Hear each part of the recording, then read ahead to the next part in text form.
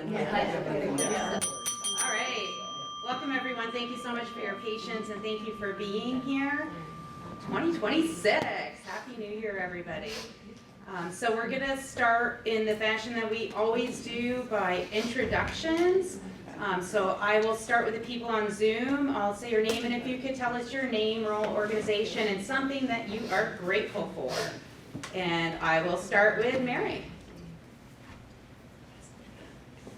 Thank you, everyone. Good morning, everyone. My name is Mary Pickner, and I am the Substance Misuse Prevention Consultant for Office of Local Health. That's new, with the Vermont Department of Health. And I'm so grateful to be here after a little hiatus. And, I'm really grateful for the technology of things like Zoom so that I get to participate in things that are important to me, even though I may not be feeling so great. And unlike preschool, I am not showing up just to infect everybody else. So I'm grateful for that too. Which you are all grateful too. Thank you. It's great to see so many people here. Thanks, Mary. Zoe. Hello everyone, you may or may not somewhat recognize me. I am the volunteer and community engagement coordinator at United Way, and I've attended maybe one other Franklin Grand Isle partnership call, but I have began partnering with Erin Freely to plan this year's community volunteer engagement fair, or community volunteer fair for Franklin County. And so I'm just, wanting to get to know the county better, St. Albans town where it will be hosted. And I'm really happy to be here. I would echo what Mary said about Zoom technology and just like the good parts of being able to be hybrid or virtual for things, and maybe the snow for like what it makes the night feel like. It's very, very nice and bright, like light even at night with the snow. Awesome. Thank you, Zoe. Megan. Good morning, everyone. Megan Bridges, United Way of Northwest Vermont, Director of Partner Funding and Volunteer Engagement. I'm grateful for Zoe and her help. I also have the privilege of being able to meet one-on-one with our 28 organizations that we fund through our community campaign, along with our volunteers that help lead the process.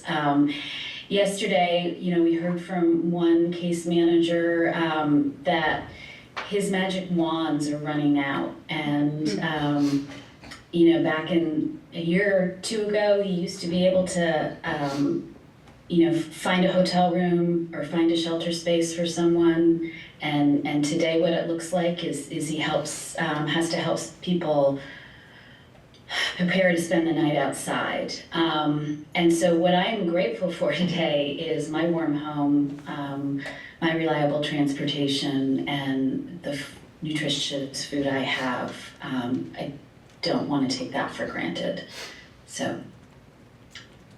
Awesome. Thank you, Megan. Lilius? I hope I said that right. Yes, hi. I'm Lilius Hyde, the Public Relations Manager for RCT. Again, kind of summed up what I was thinking, just feeling lucky to be here, having what I have, what a lot of people don't have. But I'll also say that I'm excited and grateful for the snow and the normal weather for today. We'll see what happens tomorrow. I'm glad to be here learning about our new community. So good to see you all. Awesome, thank you. Erin.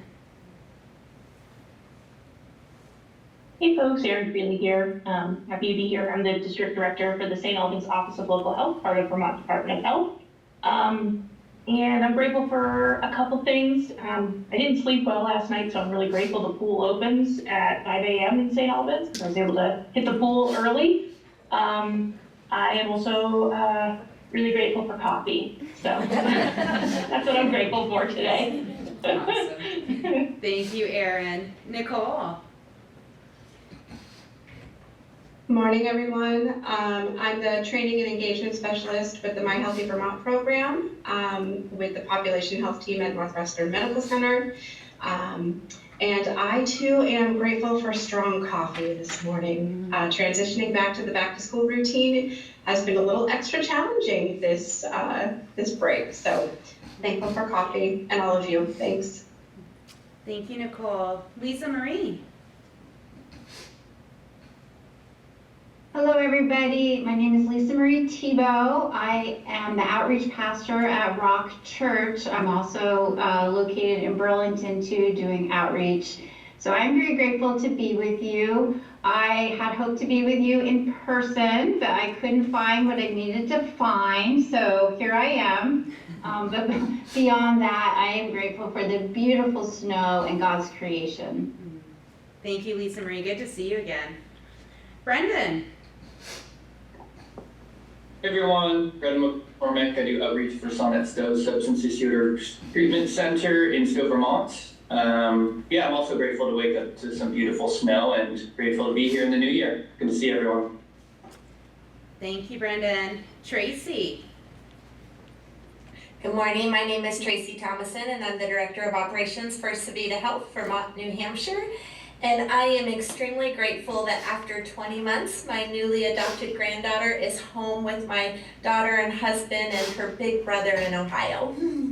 Awesome. Nice. Thank you, Tracy. Matthew? Thank you. Greetings, it is Matthew LaFleur. I use he, him pronouns. Oh, I'm grateful for, not just the New Year's, but, I'm grateful for the Zoom hybrid, like most people say, the technology, it's emerging technologies coming out that might help us with the systems that we need. I have, let me see, so many titles to use. Let me see. I'm actually a member from the Vermont Leagues of Cities and Towns, that is a nonprofit organization that runs municipalities across 450 towns across Vermont. I'm a member of that, so like I said, a big organization, statewide organization. I'm glad to be here. I look forward to hearing more across communities in our region, and try to be, that support system that's so desperately needed right now. Thank you very much. Thank you, Matthew. Amy Carmola? Good morning, all. I'm Amy Carmola, Chief Impact Officer with United Way of Northwest Vermont. And today I am feeling grateful for all the people and work that it takes to create opportunities in our communities to connect and with the natural world and to be outside. I spent some time this past weekend walking on the Missisquoi Valley Rail Trail and was just reflecting on what I imagine was a ton of work to make that possible and what it's meant to our communities for so many years. Awesome, thank you. Amy Brewer? Good morning, everybody. My internet says it's unstable, so I'm going to keep my video off and no one can see my odd facial expressions today. Sorry.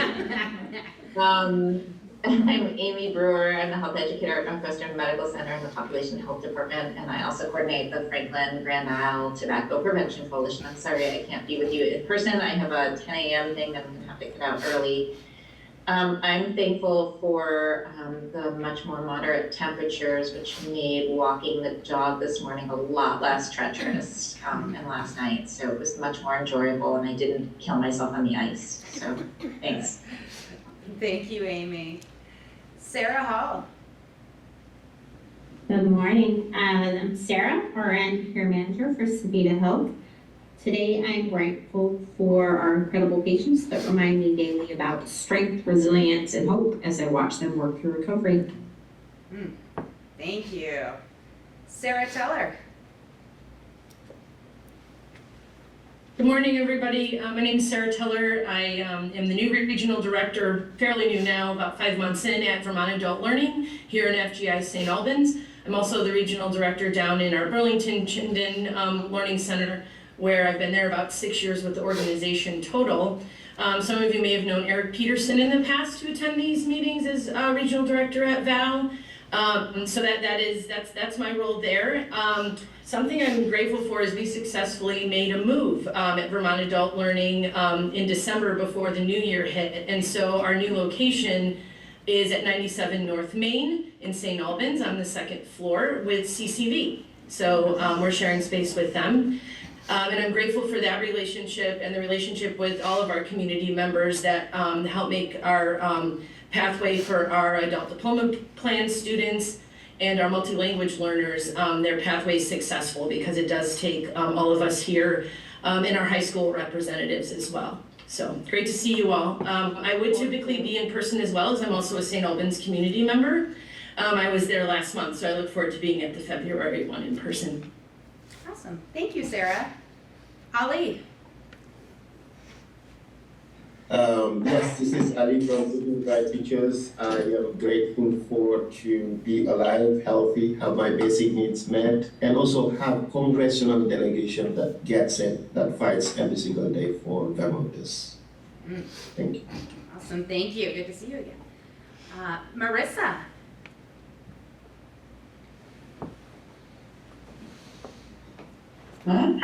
Sorry, there's so many steps, you know. Hi, I'm Marissa, she, her pronouns. I work for the state of Vermont for the Permanent Supportive Housing Assistance Program. I work with Chittenden and Franklin County, and I'm grateful that we're getting people housed. So we primarily work with, I'm also on a treadmill, I'm sorry, this is awkward. I just realized you guys all see that. What was I going to say? Oh, our program is primarily for folks who are chronically homeless. It's a pretty new program. We bill Medicaid for intensive case management services.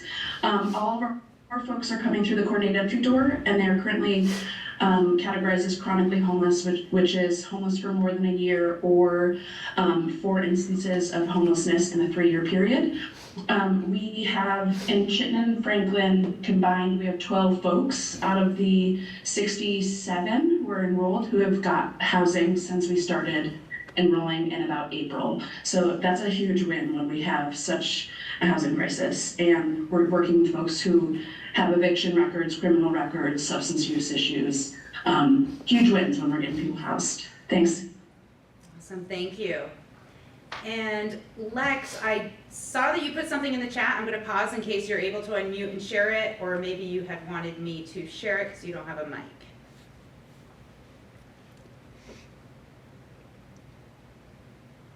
Okay, and I see you unmuted, but oh, there you are. Oh, you can hear me? I can. Oh my goodness, hello everyone. My computer has been terrible this morning. My name is Lex Arthurs. I'm the Community Relations Manager for Vermont Foundation of Recovery. We are a network of now 10 sober homes across the state of Vermont. We have just opened our new women's home in Essex. And I am very, very happy for good health today.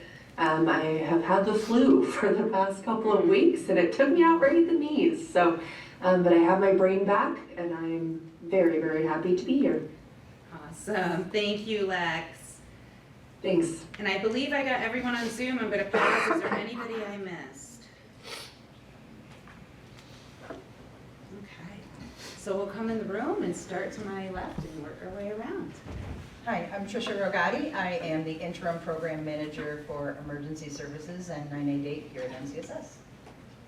Hi guys, it's good to see everybody again. My name is Matthew. Feel free to call me Matt. I'm the Enhanced Mobile Crisis Clinician here at NCSS. And something that I am super thankful for, I wasn't here last meeting, but the one before that, I think I updated everyone on how I got maybe 4 hours of sleep due to my daughter constantly waking up throughout the night. Well, I had a very important conversation with her last night saying how I had to present today, and it seemed to click because I got a full night's sleep, which was amazing. And I'm just super thankful for her because as she was running out the door, she quite literally just said, "Good luck, Dada," and then just ran. So I'm super thankful for family today. How do I follow that, Matt? Hi everyone, I'm Michelle Trea, NCSS Parent Child Center, and I'm actually very thankful. I think we talked a lot in this meeting about community. I've had some families with some pretty big asks that have come through my desk lately, and I sent an email out just to my division coworkers, and the response to meet the family's needs was immediate, with people even coming in on their vacation to help me support a family. So that's just amazing. Lindsay Hun, team leader of the Early Childhood Resource Team here at NCSS at the Parent Child Center. And I was going to say something similar about I'm grateful for how our community really comes together for people in times of need. Hi everyone, I'm Joy Choquette, and I'm a new therapist in the community. So I wanted to come and just introduce myself, learn more about all that's going on. And something that I'm very grateful for is being done my graduate program. Congratulations. Thank you.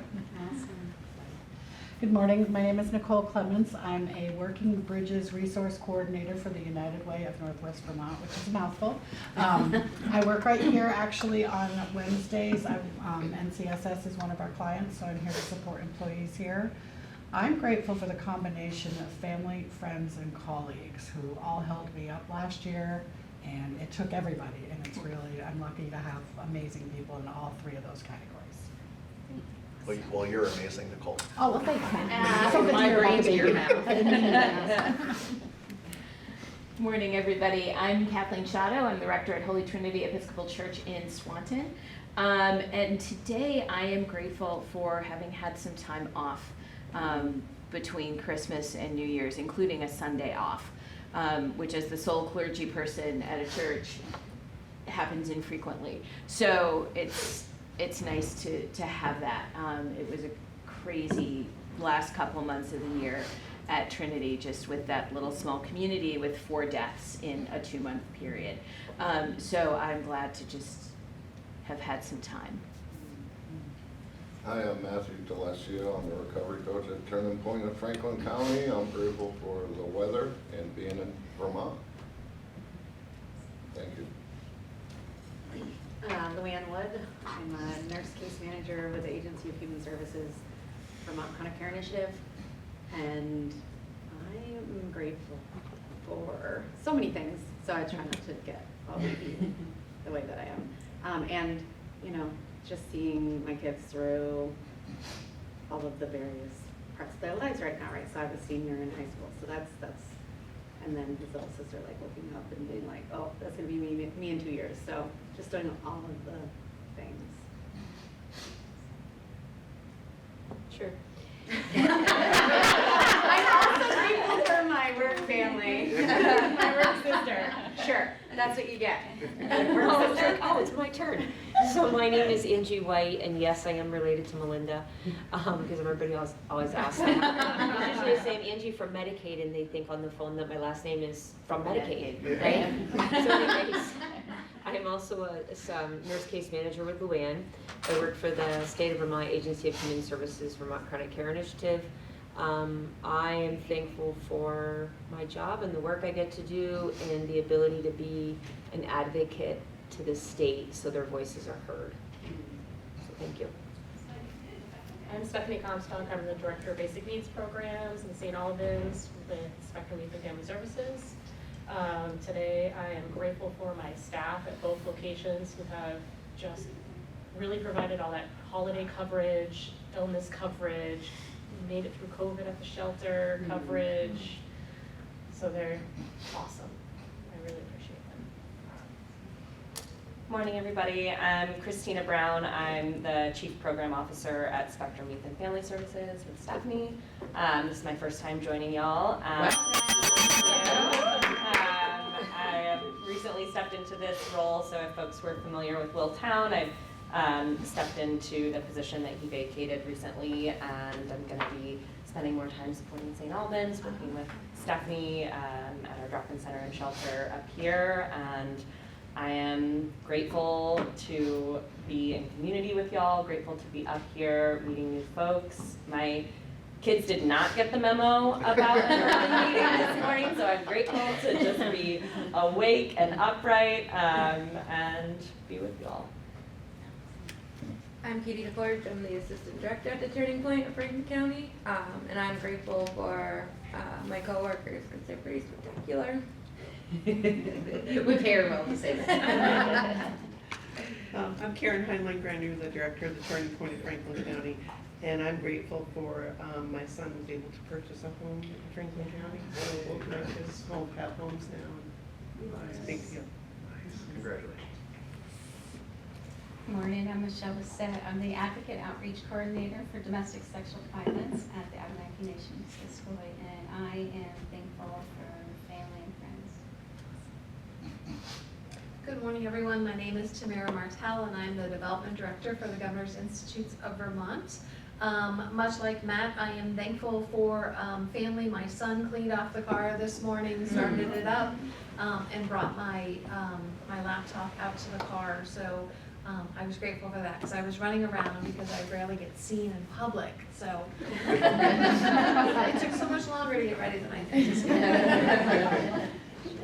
Yeah, good morning, everyone. I'm Gabby Levy, and I'm actually a new volunteer coordinator with RCT, Rural Community Transportation.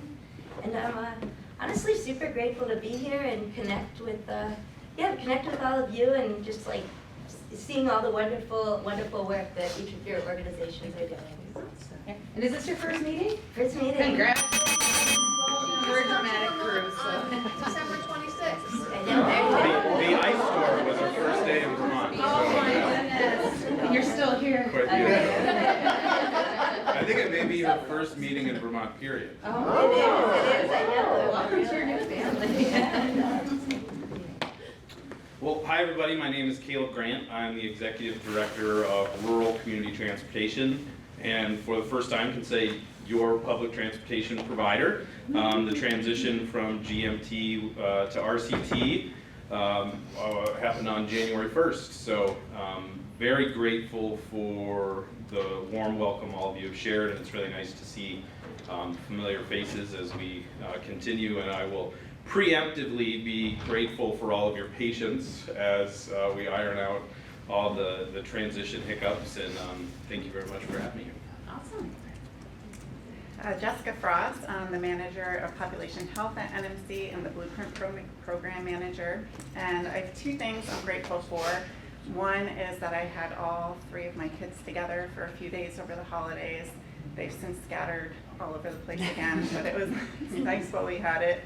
And the second is, thanks to Amy at United Way, we've received a grant to fund a new position that'll focus on teen and young adult alcohol and drug prevention work. So since Caring Communities hasn't really been functioning the past few years, that work has left a void. So we're gonna pick that up, and the position will be posted soon. So if you know anybody who wants to work with me and Amy Brewer and Nicole Cunningham and Courtney O'Brien, we'd love to add them to the team. So, yes. And as always, we're going to turn it over to Mr. Hunter. Thank you so much for being here with Northwest Access TV. And what are you grateful for? I'm grateful this morning that I got a full night's sleep. I feel like I have a pretty spotty record with sleep over the course of my life, but I had an early morning compared to most of my evening work that I do today, so I managed to actually get to bed early and get up early, and I'm awake and alert. I'm grateful for it. Good night's rest. Thank you for being here with us again. Now I'll go to the perimeter. Bridget? Oh, hello. I'm Bridget Pigden, publisher and editor of the St. Albans Messenger, and I am grateful for good podcasts who keep me engaged on my drive to work. Thank you. Randy Allen, recovery coach, Turning Point of Franklin County, and I am grateful that I have a safe place to live and that I only live 1 mile from work. Hi, I'm Ken Hammond. I'm a field services director with Agency of Human Services. I'm fresh off of a pretty interesting conference yesterday on public safety and integration of social work into law enforcement. And so I'm overall grateful. I was reflecting on the training opportunities that we seem to get in Vermont. And so I'm grateful for those. They yesterday blended some nice theory with practical implications so you get kind of both sides of your brain. Good morning, Melinda. Yes. I'm Heather McPhee with the Agency of Human Services and the Vermont Chronic Care Initiative, be a guest today as well. And I'm grateful for plow trucks, as I told you over here from St. Johnsbury this morning, and just the beauty of where we live in terms of, may not be fun to drive in, but just the way that the snow just rested on the trees is just lovely. So thank you. Thank you. I think we got everybody. My name is Melinda White, Recovery Coach Supervisor in the Emergency Department. And what I'm grateful for are my coworkers, for sure. We've just got, and I know I'm biased, but we have the best team in the universe. And also just recovery. I celebrated a 14-year anniversary on December 28th. That's my favorite. And thank you, and it's like, and I hear the applause, but it's not mine, it's you, right? Like, if I wasn't in such a wonderful community with loving, caring people that have been in recovery before me to show me how to do it, and then new people coming in reminding me, and you just had to sit straight in front of me. Having, you know, Matt as a coworker, and Katie, and Karen as, I mean, Karen's the best boss in the world, and Randy, and just, we have such a great team. And we get to see miracles every single day. And it's so hard to describe, but when you see somebody so broken and destroyed, and we do see, that's who we help. And then you fast forward, 3 months, 6 months, a year, 2 years, and you see people starting to work in the field and give back. It's just the most exciting thing. So I feel like the most blessed person in the world with the coworkers, the community, and all of you. So I'm excited for 2026. And our next thing on the agenda is typically we would approve the meeting minutes. They were received a little too late to get out with packet last month, so I'm gonna send that. Work so hard, and sometimes they may not get the recognition that they ought to get. And because part of the award is, the spirit of humility. So they also don't go up there and wave a flag saying, hey, I'm doing great stuff. So we've had some months where there's 1 winner, 2 winner, 3 winners, and this month we have 2. So I'm gonna start with the first one. And when I do nominations for people, I am a person that has kind of a faith in my own belief in a higher power. So I always consult my higher power before doing anything. So if you're embarrassed or frustrated that I nominated you, take it up with my God.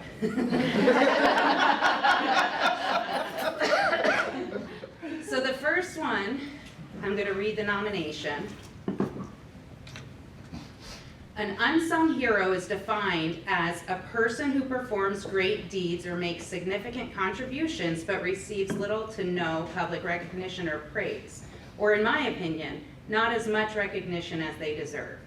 These individuals are often ordinary people who show courage, compassion, and selflessness in their actions, whether through acts of kindness, professional dedication, or personal sacrifice.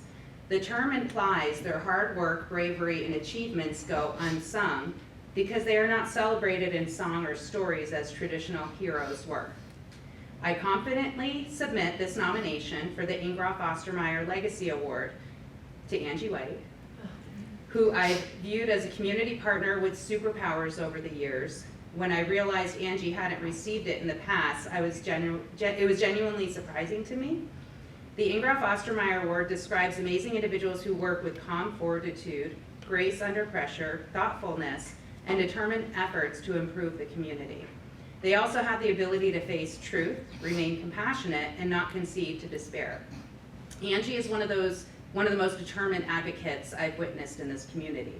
Her historical knowledge of resources, bridging the gaps, and ways to say, we will figure it out instead of no, is what makes her a pillar in this community. There have been many occasions where I can't directly reach out to Angie to thank her for helping specific people due to the nature of releases and confidentiality. But almost every time I've supported someone with the most unthinkable barriers and challenges in their life, they eventually connect with Angie and those barriers start getting busted one by one. Additionally, her humor can bring light in heavy conversations, her determination brings hope in what feels like hopeless situations, and her steadfast commitment to helping people makes her dependable. I know I speak for more than myself when I say she has integrity and can be trusted with our most vulnerable population to help them access critical resources that support their healing and stability. I'm grateful to nominate this superhero, Angie White, for the Ingroff Ostermeyer Legacy Award.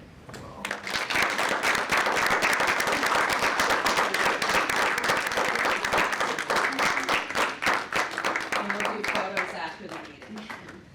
Thank you. You you more than deserve that. Thank you. How'd you do it?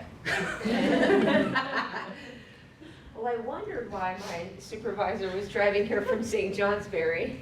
I don't know, were we in trouble? And Melinda, may I also thank you for allowing the VCCI team to also sort of join for these few moments as they Oh, I did not. celebrating their teammate being recognized as well. So our statewide team is also there. So thanks again. Hi, everyone.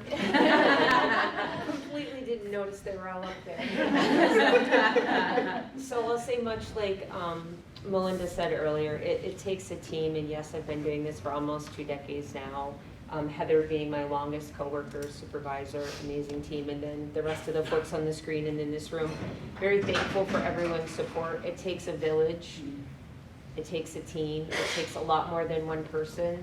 I'm very appreciative of this. I remember John Engroff and Robert Ostermeyer very fondly with all the years of work that they did and what they represented in our community. So I appreciate you, Melinda, as well, nominating me.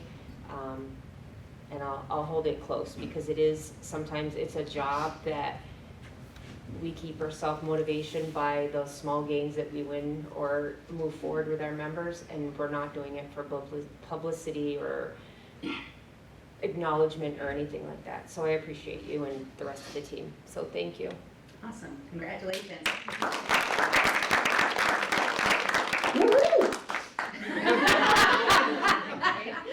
There were a lot of party hat emojis earlier. So the second nomination, interestingly enough, as we talk about a strong team, I'll read that nomination. Just the process of submitting this nomination has made me smile as I write it. I did this nomination too, by the way. So again, take it up with my God if you're pissed. This nomination for the Ingroff Ostermeyer Legacy Award is for Luann Wood, who exemplifies spirit of collaboration, sense of humor, commitment to the well-being of children, families, and individuals in Franklin and Grand Isle counties. One of the first things that makes me smile as I think of Luann Wood is her amazing sense of humor under pressure and willingness to get creative so a mission can be accomplished. In the early days of COVID, our community needed services to literally meet people where they were at. This included local hotels and supporting people struggling with being unhoused and or homeless in shelters. There were few in-person services available, and Luann got a team to bring those services to people in need. This includes during the freezing winter months. And what did her cozy office look like, you ask? It was a fishing shanty. One of the most creative ideas I've witnessed in my years of service work. She brought direct services to vulnerable individuals while still attending community partner meetings from the shanty. I recall shivering just looking at her in that shanty on cold winter days, but she still had a big smile under her scarf and toque. She was determined to keep serving people no matter what the conditions were. Luann's excellence is most definitely not limited to work that took place in the shanty. On some of the non-shanty days, we'd be in lunchtime meetings with partners, and Luann would be multitasking, walking on her treadmill. And that's why when I saw the person walking in the treadmill, I was like, I remember those early COVID days. I never told her this, but the first time I saw her do that was what motivated me to prioritize exercise during COVID. She's also been known pre and post-COVID as a valuable partner to our community partners by remaining a barrier buster to help people access services and get the care they need. She brings insight and education to each meeting, and most excitingly, has a very entertaining way of communicating, especially when content of communication is heavy, like loss of funding and programs. She has a way of bringing hope to the partners and people around her. To conclude, there have been multiple patients I've supported in the emergency department this past year that I prayed would survive the year. I later found out they eventually got connected to Lou. They told me how awesome and helpful she is. These are the things that make me grateful to live and work in this community. So I'm honored to nominate Luann Wood for the Ingroff Ostermeyer Legacy Award.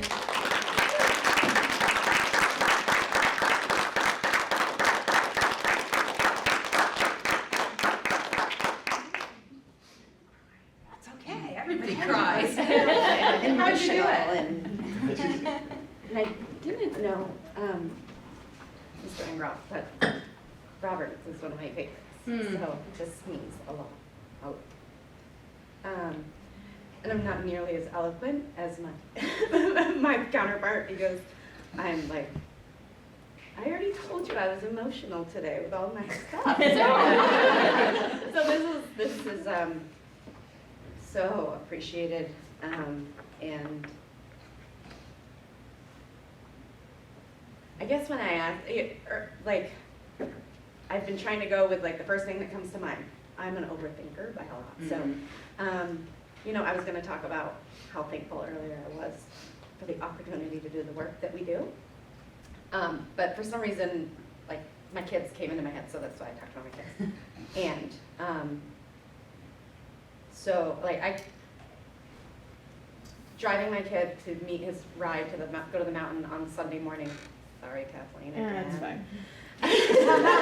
Julian's one of my parishioners. I'm like, oh, JP. It was 7 a.m. I drove by an old coworker's home, and her car wasn't there. And I remember saying to my son about how grateful I was, one, for not having to be awake and available to save lives at 7 a.m. And to do the work that I do with the people that I get to do it with.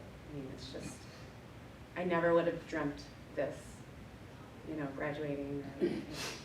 I didn't know that this type of work existed. And I just think that it's so important to all of us.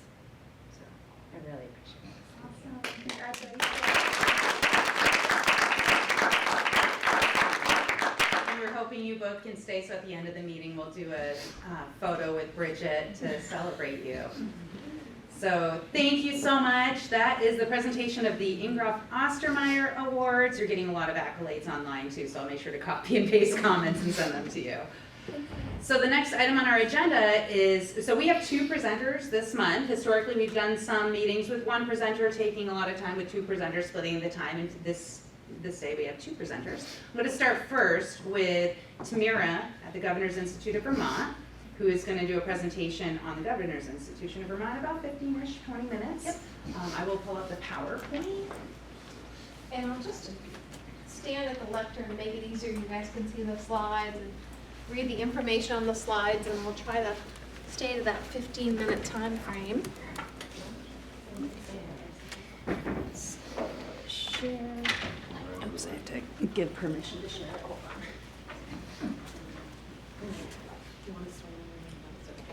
Do you know about I don't know if it's on the slides.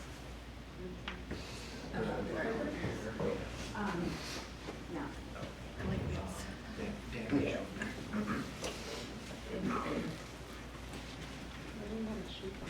If it's easier than doing like the actual like share screen, we could do that.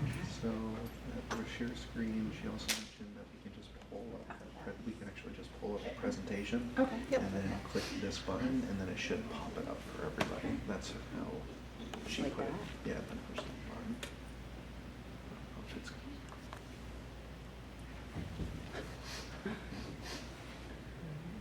No.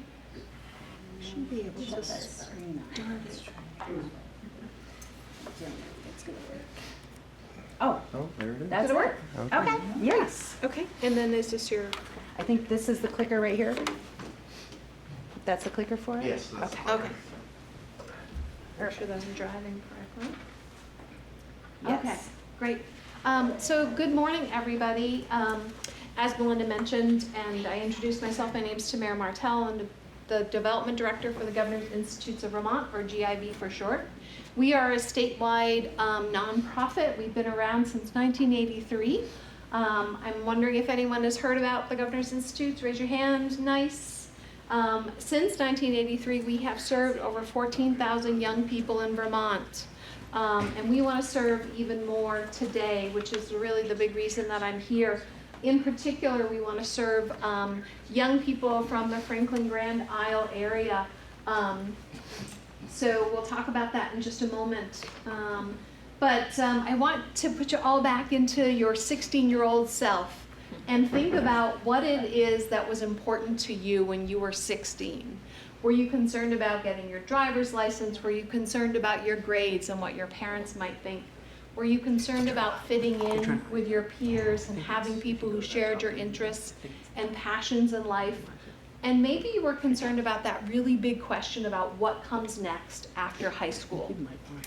And one of the things that we try to do at the Governor's Institutes is help young people answer that really important question about what the heck you're going to do with the next 30 or 40 years of your life, so that when you are, several decades into your career, you're like Luann, you're like Melanie, you can say, wow, this was amazing. I'm so glad that I chose this path. This was the right place for me to be. So how do we do that? How do we make that happen? These are some pictures of our students. So what is GIV? We are a nonprofit helping teenagers become big picture thinkers, problem solvers, innovators, and they're skilled to meet the challenges of the modern world. And I also think that we're here to help them connect to other young people and connect to mentors and other people here in Vermont. We're helping them build community. Yes, we're giving young people an opportunity to explore certain topics that might turn into careers for them, but at its core, we're about building community. And that's so important for young people at this important inflection time when they're kind of spreading their wings and they're becoming adults and they have all of these big choices and big things to think about. Building a deep and dynamic community of people and feeling that you belong is so important. And I think everyone in this room and joining us on Zoom can attest to the importance of connection, and becoming a healthy, productive adult. And then how do we do that? We host these residential summer immersions and these one-day adventures across the state on college campuses where students can come for like a week, week and a half to 2 weeks and dive deeply into something that they're passionate about, share that passion with other people their same age who are interested in that as well, and meet mentors and kind of, again, learn a little bit about, do I like this? Do I not like this? Is this the right path for me? And if I want to continue exploring this path, how do I do that? What are the resources that I need to go ahead and find along the way? And that's particularly important because more than half of the students that we serve are low income. And then another 25% are moderate income. So they're coming from households that don't necessarily have a deep family history or knowledge of continuing education or career pathway opportunities. So it's really important that they learn about those different resources along the way. And this is the impact we had last year. As I said, we've served over 14,000 young people across the state. Last year with our summer institutes and our one-day adventures, we served over 700 young people. We provided $1.1 million in tuition assistance or free programming. And as I mentioned, 55% came from low-income households. And those are just a sampling of the programs that we ran last summer. And then the programs that we're going to be running this summer. We just opened up applications on Monday. And I'm really here today to share that news and ask you to think about a young person who might be in your life who is a rising sophomore, junior, or senior, who might be interested in coming to spend a summer with us or a one-day adventure.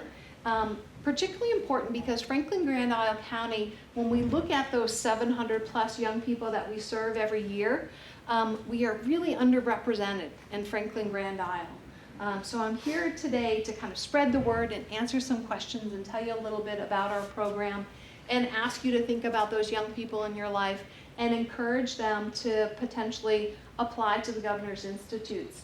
And a lot of people say, well, isn't the Governor's Institutes for students who have a certain grade point average? And absolutely not. Our program is open to any young person who is passionate and motivated and most of all, curious and open to new experiences. We are there for every young person in Vermont. And I urge you, if you do have a young person in your life, go to our website, gib.org, go down to our socials, check out our YouTube channel, and you will see a recap video from our summer institutes last year. In fact, you'll see videos for all of the programs that we offer. So if they're like, what is that? Why would I want to go? I urge you to have them go to our YouTube channel, check out our videos to get a taste of what the Governor's Institutes is like. And the great thing about our videos is they're made by a young person, so they're really geared towards young people and showing them what the experience might be like. And then why is this important? You know, why do we do the work that we've been doing for 40 plus years? And really, not only are we all about creating community and connection for young people, but we also want to tie them more deeply and directly to Vermont, because you guys probably heard we have a demographic crisis in Vermont. We are one of the oldest states in the nation and are quickly becoming older by the day. We need to connect our young people to Vermont, let them know that they are invested in, they are cared for, and they can be an important and integral part of our larger community here. And what we have found over the years, when we reach out to our alumni over the 40 plus year, is that nearly 100% of them say they had lasting positive outcomes from their experience, whether it was 30 plus years ago, 10 years ago, or 5 years ago. It was really a seminal experience in their life. 88% called it one of the most important things that they did in high school.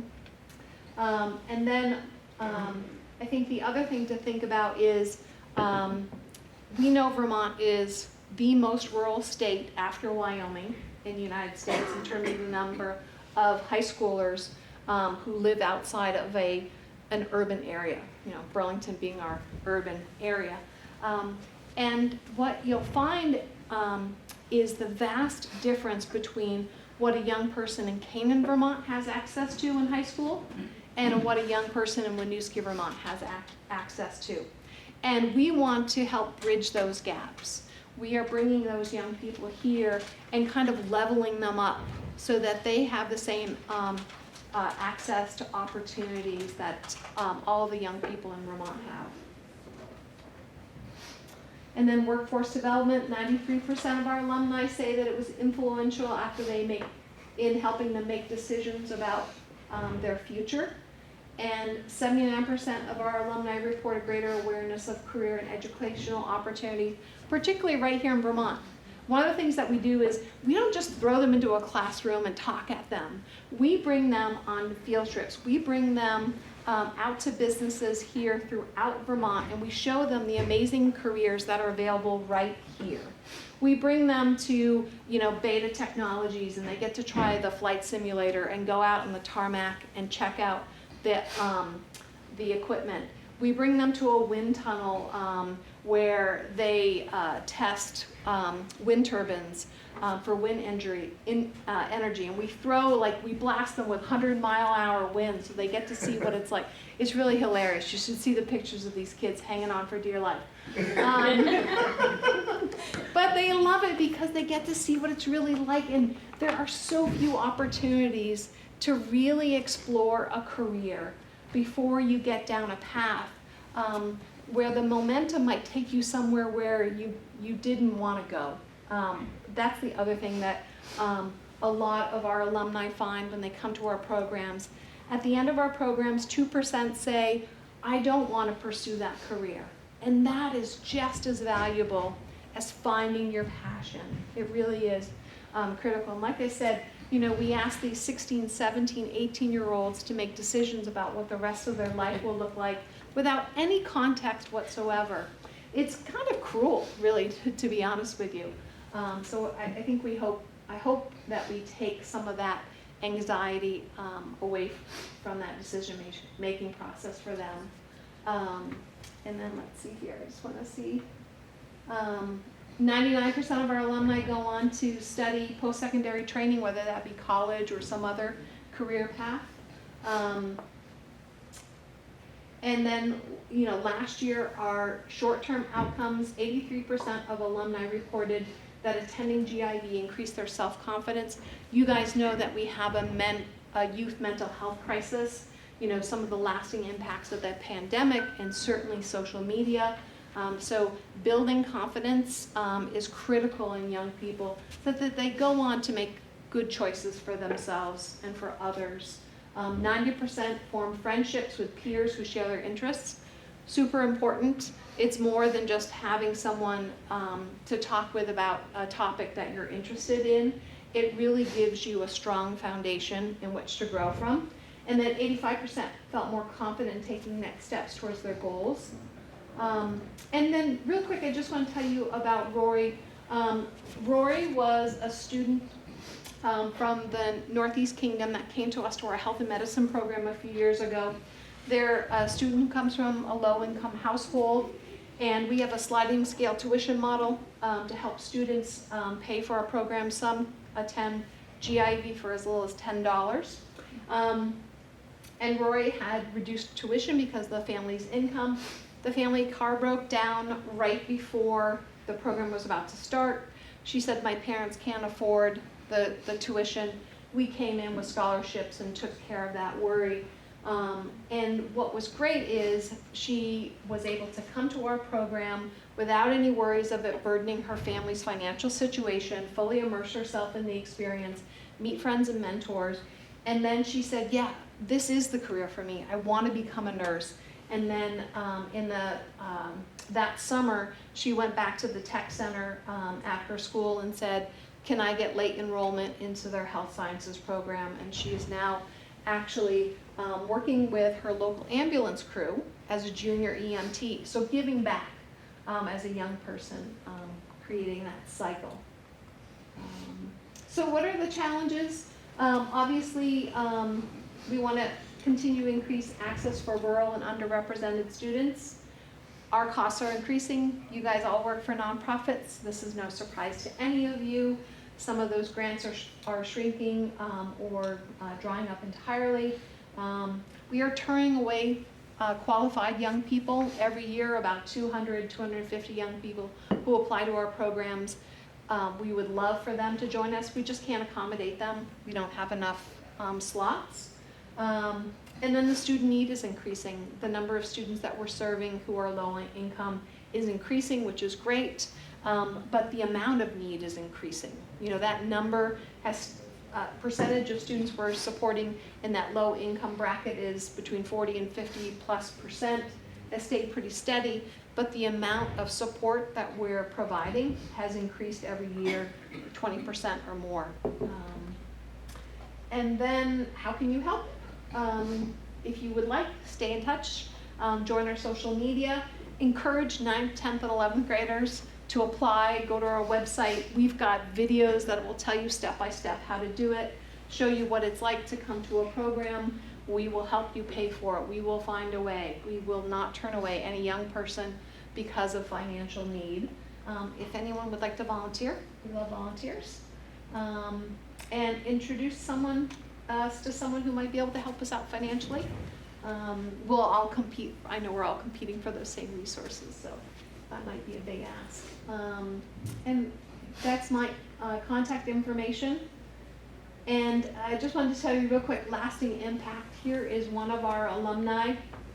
And Will came to our program almost 20 years ago now, and he is now the CEO of Safe Ride. And they are creating technology to reduce car crashes, in particular car/pedestrian interactions. He had a friend who passed away as a result of being hit by a car, and it incentivized him to want to start this program. And he felt that, you know, the kernels of the ability to do something that big and have that big audacious goal was because of his experience at the Governor's Institutes. So, any questions?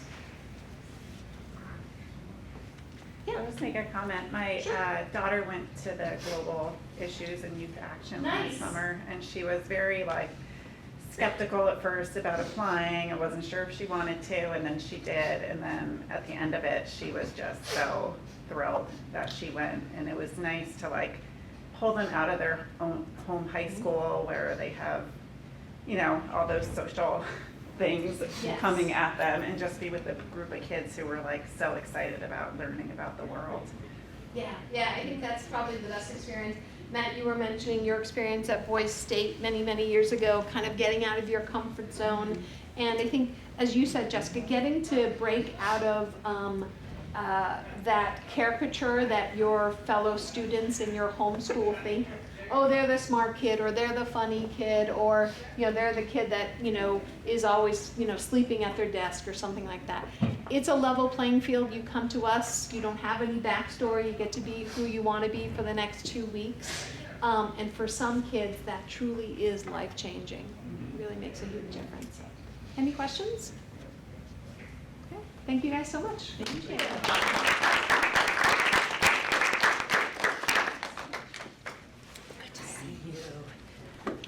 Okay, so our next presenter is NCSS Mobile Crisis. We've got Matthew and Tricia here to share. I'm just going to do a share screen with your presentation.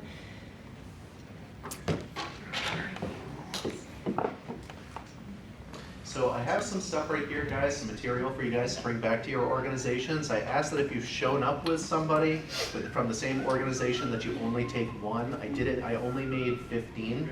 So if you don't have if you're unfortunately unable to snag one to bring back to wherever you're heading, please let us know and we'll make sure that you get that information. All right, so can we just pass it around, Michelle? Yeah, we can. Try to pass on this one. Yeah. And there are some cards in there with a rubber band. Anyone that might be allergic to latex, don't worry, I made sure that it was latex free. Well, I have severe latex allergies, so the price is sweet as latex free. So they're bright orange, but they're actually latex free. So that's awesome.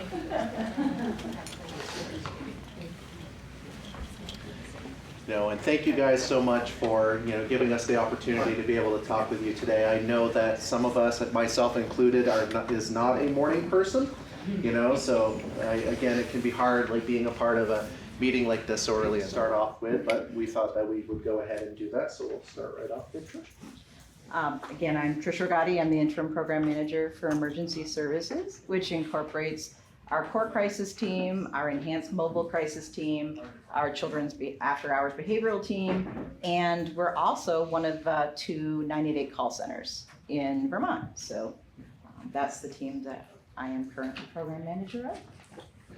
And again, my name is Matthew. Feel free to call me Matt. I'm the enhanced mobile crisis clinician here at NCSS, and one of my goals is to really be a community partner for all of you to connect with. I've learned that over the years that my biggest passion is connecting with individuals of different organizations to help to connect to eradicate barriers to treatment for individuals that are going through a difficult time. And so what is enhanced mobile? Now, when I ask this question, I always like to start with just the classic, open-ended question. Have any of you heard of enhanced mobile? Okay, we have some head nods, more than usual. That's good. Perfect. We've been the All right. spectrum, so. There are a few shakes of the head, and that's why I'm happy that we can be here in this capacity, guys, because it is such a unique resource that is available for our community. So it's 2 mental health responders that really do go out into the community with a variety of different backgrounds. So how I like to connect the dots here, I'm sure some of you may realize that at times, like with police officers, there's a mental health clinician that will go out with that police officer with whatever they go to, to whoever they go and see. It's essentially the same concept, but 2 people going on out. Now, it's a really great, the way that I look at the enhanced model is that it's an ability to where we can help make sure that no one just falls through the crack. It's one of those things that you can, if someone is going through a difficult time, whether it be anxiety, depression, substance use, you name it, you can give us a call and we can definitely talk about it. Now, I mentioned the variety of backgrounds too, so the individuals that do go could be from our core crisis team. It could be from our new connections team, which is children oriented. It could also go down the line towards where we hope eventually someday that we have peer service providers as well, like those peer professionals that they can connect with individuals on a level that we may not be able to.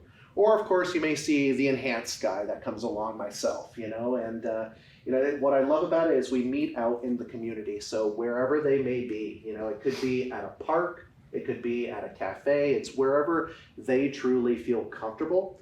And it's that concept of just meeting our clients where they're at, which just puts a little light onto the program. And what it is so with those two clinicians, when they come together, it's really that collaboration with the individual that's in need. Talking with them like, is a counselor needed? Is a psychiatrist needed? What can we do to help get you connected to resources to really help you feel supported? And of course, it is different from state to state, which brings us, to our next slide, which maybe Trish can give a little more detail on that. So the enhanced mobile was kind of the governor's baby, and back in late 2023, early 2024, he knew what was going on in other states, and he wanted to implement it here. So in the fall of 2024, we started a soft pilot of the program, and we've been rolling forward ever since. And the idea, a big focus of it is meeting people where they're at, but also reducing ER visits. They're really trying to, we know, particularly in our ER, Melinda's there, and the crisis team is there, but there's not a lot of other mental health supports.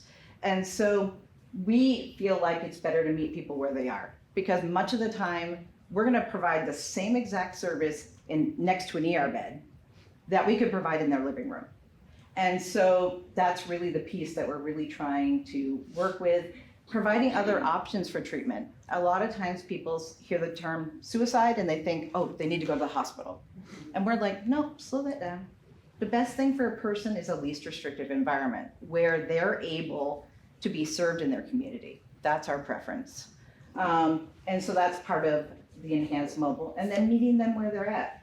We have literally, and Matt I can tell you, sorry, I need to bring my water over. Mouth is dry. Matt has been on top of a Sorter Mountain in Richford doing a mobile response. We have done mobile responses to Grand Isle. Grand Isle counties. We have done mobile response all over Franklin County. We're going to schools. We've gone to oh, thank you. I appreciate that. I'm so sorry. I'm sitting here like my mouth is dry. Feel free to put it here. Thank you. Been here for 23 years. I've done a lot of presentations. I didn't think my mouth would be dry. And I think that's really the beauty of it. So often it's hard for people to get to mental health treatment. And so that's what we've actually been serving parts of the community that don't always fit somewhere. We have elders who may be starting off in early onset dementia, and there's not a lot of necessarily resources for those folks when they don't have family and and aren't connected. So that's a niche that we have found. So it's truly one of those things where I'm thankful to have a Subaru, where you can go anywhere where you need to go. Like there's this one individual that we helped out that was quite literally out where Trish was mentioning in the woods, and there was a small path to get on out there, but thankfully all-wheel drive exists. So, but it really does speak to the flexibility of this program. For example, one thing that I really enjoy about it is you don't need insurance for us to come on out to meet with you. It's one of those things where, if an individual just isn't connected or doesn't have that insurance readily available, I do know for a fact that there are some individuals that I've talked to, I've had the opportunity to meet with many community partners, right? Just in general. And one of the first questions that they ask is, well, how are my people going to pay for this? And the beautiful thing is I get to look at them and say, it is a service that is allotted to you. You tell us when to come on out. You don't need insurance or anything like that. We will meet you where you're at. And so and I know I already mentioned this about their community and home, but what I have found time and time again, especially when I work with the elderly population, when they have those mobility issues, right? Being able to get around, there's this one elderly man that I'm thinking of right now where a coworker and I went on out to their home and they couldn't talk enough on just how thankful they were that we were able to go on in to provide this, to get them connected to counseling and things along that nature. And the flexibility on time that I want to emphasize too is that we are a team that just genuinely tries to fit whatever that individual needs. So if they are a morning person, or whether if they be an afternoon person, like there have been multiple times, for example, where I've gone up to Trish and I've said, hey, I have this individual that says they want to meet at 8 o'clock in the morning on X and X day. Can we make it work? And we truly do try to flex our team's time to make that work for the individual. And when we go on out and when we are talking with people, right, of course, the two individuals that respond, they're specialists to be able to provide, assessment, right?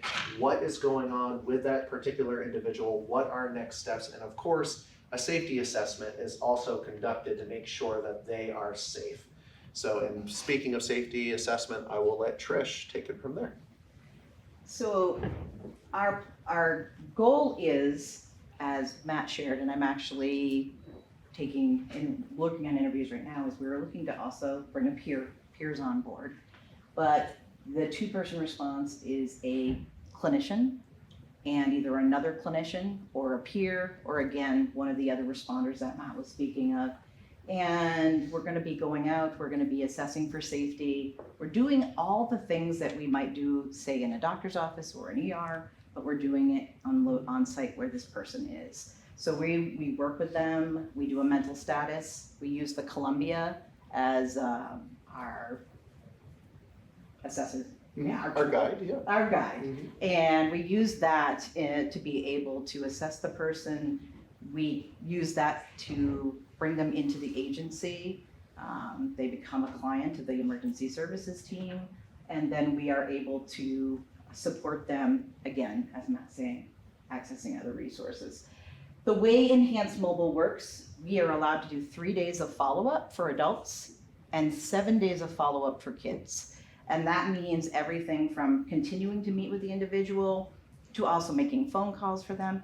We find we actually serve a lot of unhoused folks who may or may not have a phone. It's really hard to connect with resources when everybody expects you to have a phone, or they expect you to have access to a computer. Oh, well, just using it, there's a QR code, and it's like, but they don't have access to that. Mm-hmm. So that's another way that we can use that 3 days for adults to help them connect with resources. Safety, that's a big thing. We're always very cautious. Safety is actually one of the important parts of NCSS. We always want to keep our staff safe. We want to keep our clients safe. So we're always careful about where we're going. There are times that it might not be safe for our clients to go on site, say to a person's home, but even there we're flexible. We had one time we were not able to go to the home because there was concern around firearms, and we actually met them at a local park. And so we're just being really flexible about that. And again, we're keeping safety as our ultimate goal for everybody, so. Mm-hmm. And now onto my favorite slide. Like I mentioned earlier on, it is my passion to be able to go on out into the community, to be able to find ways to eradicate barriers to treatment. I have had the privilege of being able to work closely with Samaritan House, for example, which some of you may be familiar with, as well as Martha's Kitchen. And I have the privilege of going to a parish meeting on the 20th of this month with Holy Angels, just again to spread the good word of this program, to try to push out there that this resource is available. At NCSS, our slogan is here for you. It's not here for some. And so that means that if you guys as community partners really do have a question regarding like the well-being of an individual and you're concerned about them, you can by all means call us to process what's going on with that person to see if they are willing to be connected to us. I think it is incredibly important to remember that it's a chaotic world out there. And I know a lot of you can agree with me on that. There's just not simply enough resources to meet the need of our community at times. And there may be moments of that feeling of, I don't know what to do, I don't know where this individual should go, but that could be a call to us, especially if insurance is one of those complexities that is, they're having a difficult time connecting. Please feel free to reach on out. And it really does bring back to the awareness. Whenever I go to an organization, almost every time when I mention, do you know what enhanced is, or like the enhanced mobile model, I get head shakes a lot of the time. It fairly is a new program, but with the ability with this body of individuals to take your information, and to spread the good word, please don't allow the information that I provided you today to just go into your desk and you forget about it. Put that out there. Let the community know, the individuals that you serve, that there is support out there. You just got to know how to look for it. So there's a few challenge areas around Enhanced. Enhanced is it's federally funded. So like everything that you see out there, there's always those air pockets. They want us out of the ER. So they're basically saying, CMS says basically that we cannot provide enhanced mobile to anywhere at the hospital per se, for instance. We can't provide enhanced mobile to the ER or urgent care, and so that's not dictated by the state of Vermont, that's dictated by CMS. They're saying, we also, for instance, nursing homes, because many times the funding for the individuals who are there is very specific. And so that's an area that they will not allow us to go to. Now, I want to be really clear. That doesn't mean you don't call. If you have somebody in crisis, it just means we can't necessarily put it under the enhanced model. And so it doesn't necessarily fall into that. For those individuals, we do ask for insurance. But the reality is, NCSS is always going to meet people who need help when it comes to crisis. We're never going to say no because you don't have insurance. That is simply not going to happen. It's just being aware that there are some locations. So if you are serving an elder who is in some type of assisted living or nursing home, we absolutely do go out and meet with them. We just would not be able to call it enhanced mobile. We also can't do enhanced mobile to crisis beds, mental health urgent cares. So it's just kind of a list that basically the feds are saying no, because of funding, it just doesn't fit. Enhanced mobile location limitations. We're covering Franklin and Grand Isle. Theoretically, they are going to work towards, and it's actually already happening, 988 being able to dispatch crisis teams.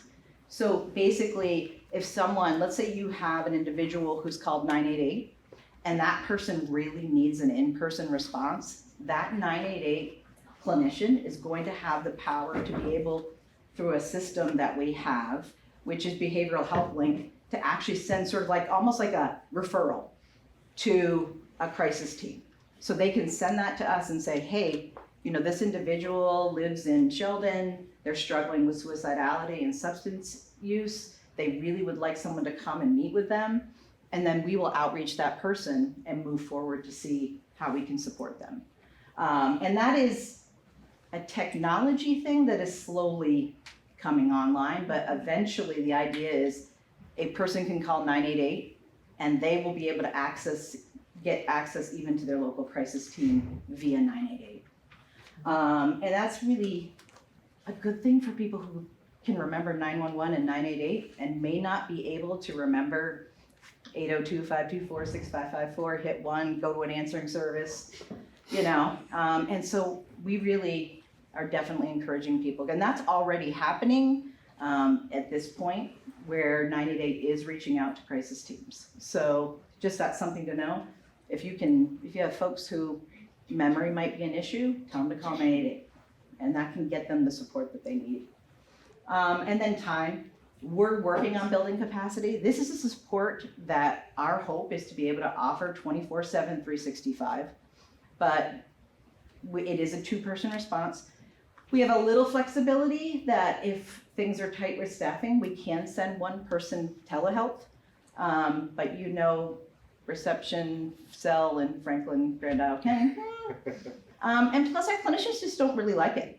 They say they just feel that 2-person response is way more effective and much more personable. And so we really try when we can. Sometimes when it's 3 in the morning and I'm the backup clinician, I'm probably gonna be telehealth.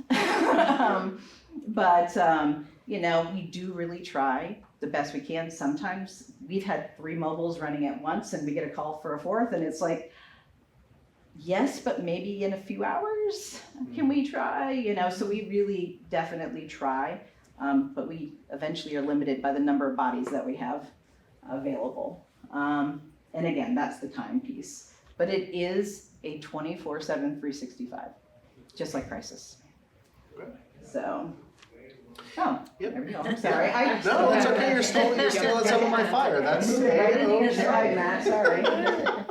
But no, Trish is absolutely right. Like, I want to be able to, have individuals who, 3 o'clock in the morning or 3 o'clock in the afternoon. I want them to be able to have this service available to them because I'm just that passionate about it. I think that having 2 individuals go to provide that service does give the opportunity or make it less likely for someone to fall through the cracks. Additionally, I recognize that we're human, right? Me as the primary clinician on scene could be talking about something and then I completely miss like a resource that's on the top of my head. By having another clinician right there on scene to also be assisting with it, that then can be brought up hopefully in that moment. More flexibility, as Trish was already stating, that time aspect, like I really do hope eventually that when we are at full capacity, we can do that. But additionally, just overall improve client well-being. And if I could bring up, a personal experience that I haven't even told you yet, Trish, on this one, I had this moment, like it was when I was still on break. And I was driving through Londonderry, and I don't know if there are any of you familiar with Londonderry, but it's further south here in Vermont. And as I was driving on through, like if you know the spot, there's like 2 lanes of traffic on each side of the road, and then there's sometimes a 3rd lane to offshoot into different directions. And then there was this individual that was on the side of the road in a wheelchair that was stuck inside of a snowbank. And at one point, like as I was driving on by, I saw like another vehicle driving on by, and they just splashed a puddle all over this poor soul. And and forgive me, it was a really powerful moment for me. I may have done an illegal U-turn. I spun right around. I blocked off traffic for this individual. I got them out of the snowbank onto the side and just talking to who they were. And this was an individual that had Parkinson's, he had severe arthritis in his hands.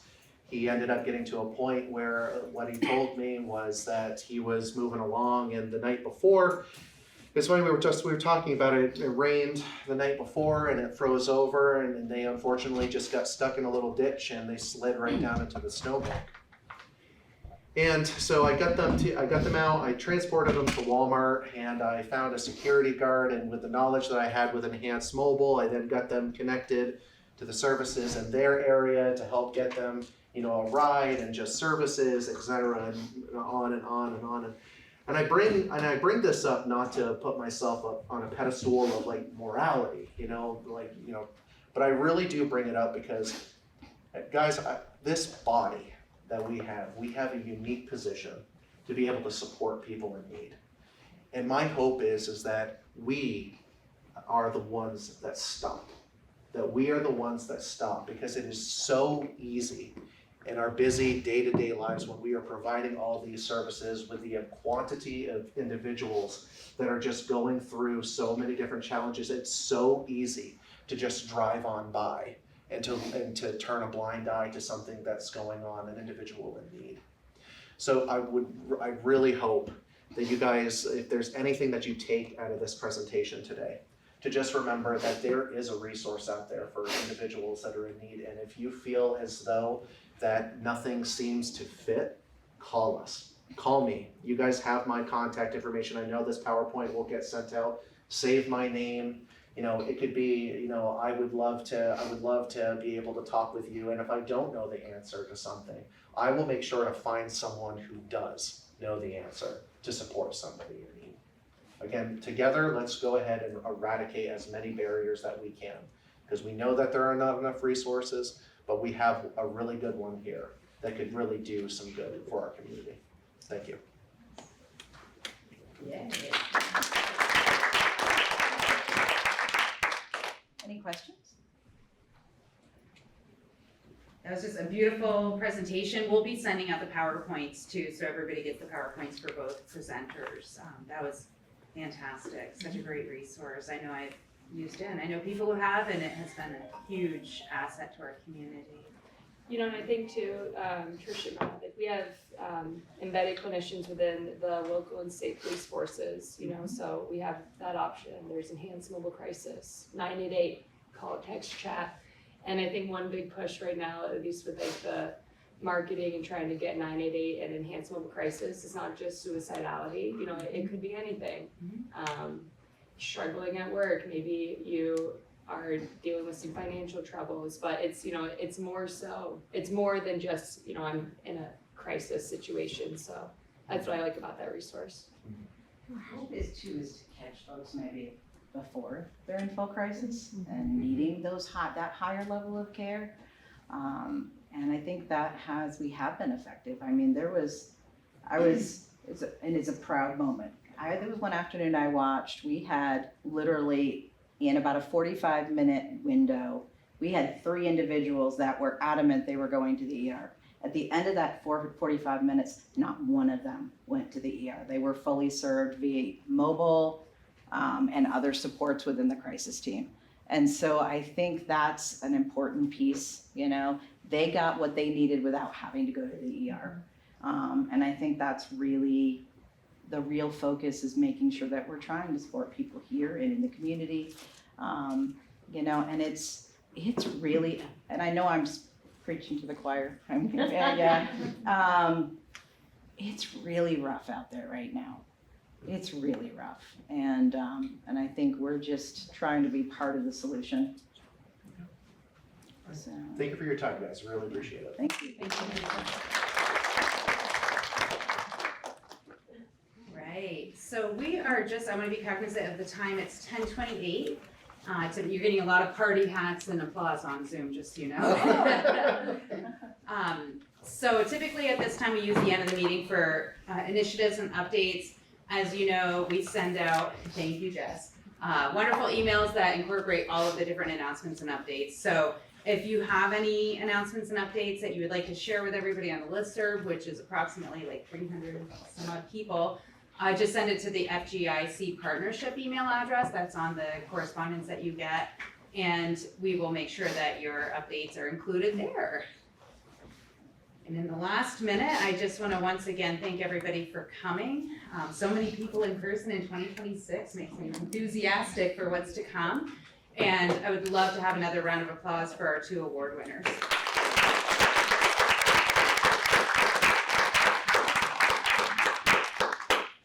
And without further ado, we bid you well, and in good Joe Halco style, we are ending on time, so have a wonderful day.